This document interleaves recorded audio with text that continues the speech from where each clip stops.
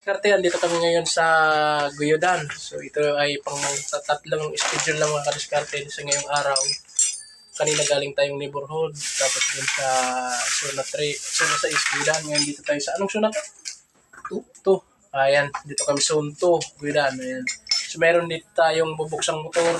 Ito ay nalubog din sa baha mga kadiskarte nung bagyong Christine. So ayan, kung nakikita nyo,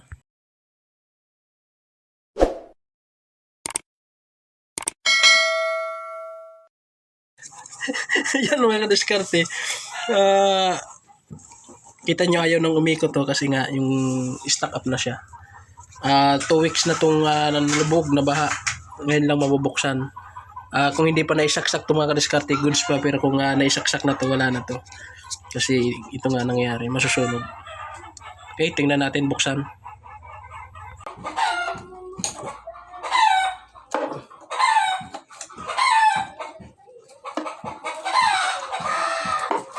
Gusto ko ikot pa.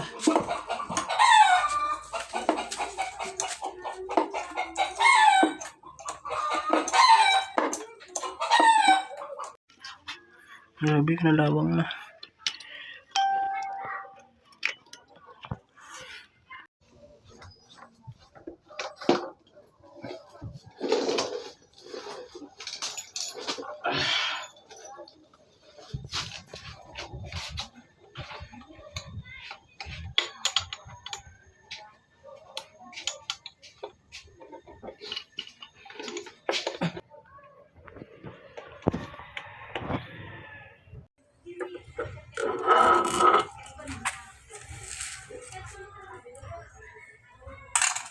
Yan mga kadiskarte, basa pa rin siya. Yan. Basa pa rin. Tingnan mo. Putik yan mga kadiskarte. No.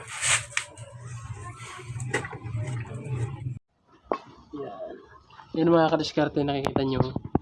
Grabe kalawang. Then may tubig pa yan mga kadiskarte.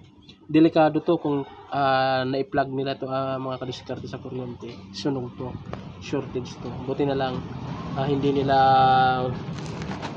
sinaksak sa power. Kailangan nito mga kadiskarte ma-sprayan compressor para hindi magkaroon ng shortage. Tingnan niyo yung bakas ng tubig. Ayan yung iniwan ng bakas ng tubig. Okay. So i-sprayan ito mga kadiskarte, mawala yung mga putik. Yan. Kita nyo. Yan, yung putik na yan. Kailangan mawala yan mga kadiskarte. Tapos yan. Kasi kung hindi mawawala yung putik na yan, ay magkakaroon yun ng shortage. Yan.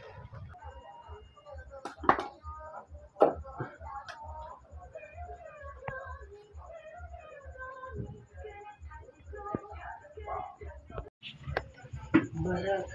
Ako kan barat. Barat ko sa anak ko.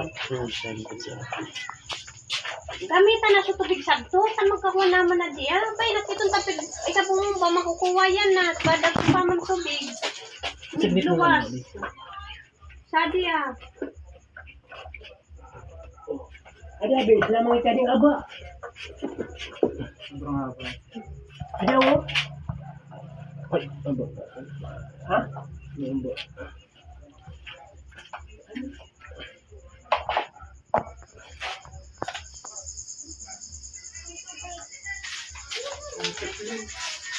Buwan lang ang problema. Basta, ako na doon.